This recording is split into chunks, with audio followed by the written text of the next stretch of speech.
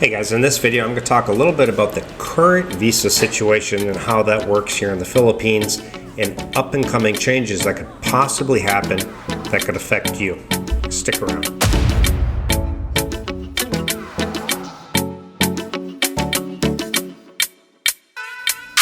Currently, one of the big draws to the Philippines, other than the fact that they speak English here, which is a huge draw in the dating, of course, let's be honest, are the friendly visas available for foreigners in the low expense compared to other countries like Vietnam, Malaysia, Thailand. Now, Philippines is one of the only countries that you can come in as a tourist and stay all the way up to 3 years without ever having to leave. Now, I'm going to discuss a little bit more in detail some of the visas and the details on it. And then we're going to talk about some changes proposed that they're going to be voting on just next month in June and how that may affect future travelers or people who might want to move out to the Philippines who may not get a long-term visa. So let's go ahead and jump into it. Now, again, most people will come out here on a tourist visa. And when you initially land out here, when you land in the Philippines, you get 29 days. One of the proposed changes is that you will land in the Philippines and you'll get 59 days. And that's great news, you would think, right? Yeah, you get longer. It's more aligned with places like, Malaysia, where you get 90 days, or Thailand, where ahead of time you can already get a longer visa. And Vietnam is thinking about moving their visa back to a little bit of a lengthier stay to 90 days. Still in the works on that. Cambodia, you get a longer term visa. So Philippines is thinking of, or they're voting on it in June to propose to be able to stay initially 59 days visa free. And that in itself is fantastic. Now, the current situation, 29 days, and then you would just go to the immigration. You would have to extend out. Your first extension is 29 days, and then after that, 59 days you can extend. You'd have to get an ACR card at that point, Alien Certificate of Registration. And I averaged, I think at one point, around 450 to 500 US dollars would be the cost of doing your visa, your extensions, the ACR card, the whole thing. Now, a tourist visa, again, if you stay more than 6 months in the Philippines, you will have to do what's called an exit clearance. They're going to fingerprint you. They're going to run your check on you to make sure you don't have balances or criminal record, any criminal activity while you've been staying here in the Philippines. And if you've been here less than a year, you can get the exit clearance done right at the airport in Manila. If you leave less than 6 months, you don't need to do the exit clearance. But again, you can stay all the way up to 3 years. At that point, you'd have to leave the Philippines, come back, and the whole clock starts over again. And the majority of expats living here, if you talk to them, most are on that type of a visa. They're proposing that you'll get the 59 days upon arrival and you could only extend up to 90 days. So you could do one more extension, which would be another month. And then at the 90-day mark, that would be it. You would have to leave the Philippines. And that would be a huge game changer. I think you would see a mass exodus of expats in the Philippines because a lot of them maybe don't have the money or they don't want to put up like $10,000 or $20,000 into a retirement visa as a deposit. Now, there are ways around that. If you were military, it doesn't have to be the US, Canada, Australia, Europe. I understand even if it was just a 2-year tour, you can get the military visa. And it's like, I think it's a $1,500 deposit, $1,500 USD deposit. And the application fee, I believe, is around, or the processing fee is another $1,500 US. So the whole thing's going to run you about $3,000. And I think you have to prove that you have a pension or income, not income, but a pension of $8,000 US or more. And so for people who've had military service, that is a fantastic deal, and you should jump on that. Other guys, they get married to Filipinas and you can get the 13A. Typically, that's going to run you, by the time you're all said and done, it will run you around 50,000 pesos to get the whole thing done. The probationary one and then the permanent one, and which has to be renewed every year. I think it's only like 500 pesos to renew it yearly. Same with the military one.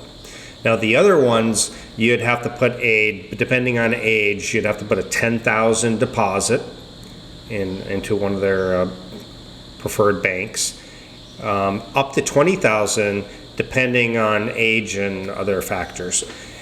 If you want more information, I would contact a company like JRC, which is a visa processing agency here in Dumaguete, Cebu, and other locations I believe they have. Again, there is something new coming out. They want to have different visa options for people, for like health reasons.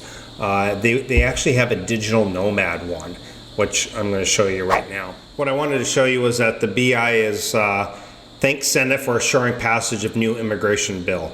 Now this came out January 27th, 2022, but as you can see now, we are getting ready for voting on this in June, final session in June, and it's going to have a variety of changes proposed. So let's see if it gets passed. Let's see what happens. As of right now, no need to worry about anything. Okay, now here is a new one that really would have piqued my interest last year or a few years ago, but currently now I'm getting married this year, so it's not really that big of a thing because I'll have the marriage visa, the 13A. But there's a new bill that hopes digital nomad visa clicks as tourism draw.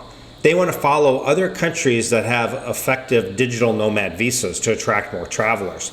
There's a lot of countries like Malaysia and Vietnam and Thailand and Cambodia and just other countries that have this. They want to attract the digital nomad to attract that type of tourist over here.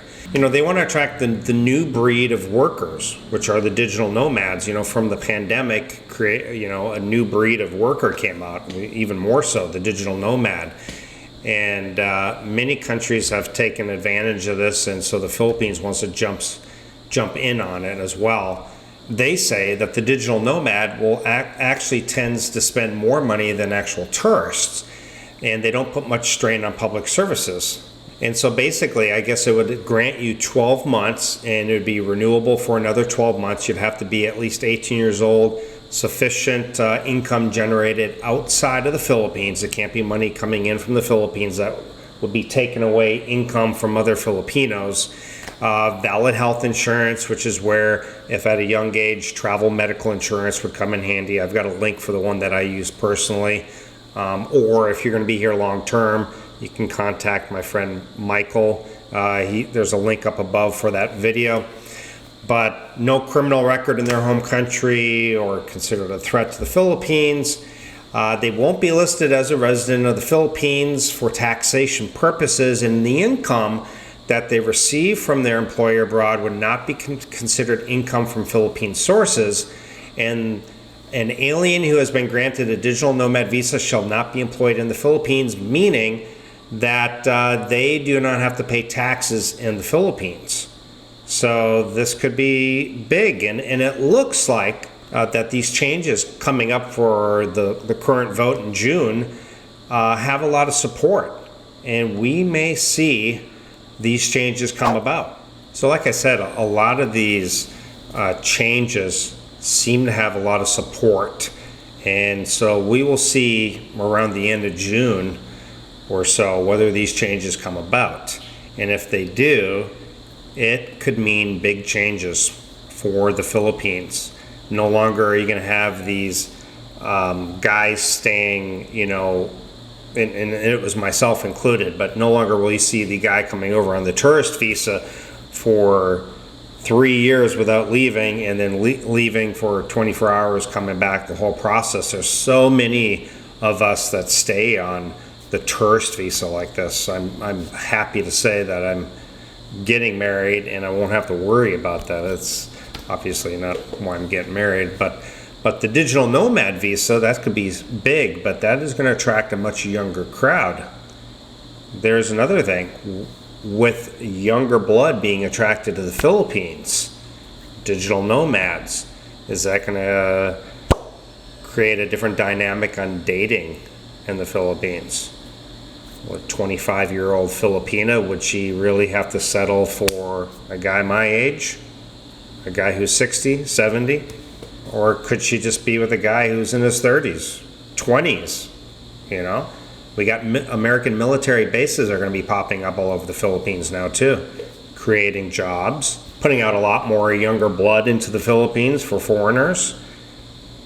Change is coming, and whether it's good or bad, we don't know at this point. So let me know what your thoughts and feelings are about this whole thing coming about, and will it ever get passed? Let's see. It seems to be picking up steam. It seems to have some support. So we shall see. We shall see. Anyway, guys, questions, comments, comment down below. If you want to help support my channel, you can head over to patreon.com/Geo in the Philippines and get access to more than 80 additional videos plus additional benefits. And if you want to know what I recommend for bringing out to the Philippines for living or just traveling, check out my Geo Essentials on my webpage, geointhephilippines.com. Thank you guys so much, and I'll see everyone next time. Bye.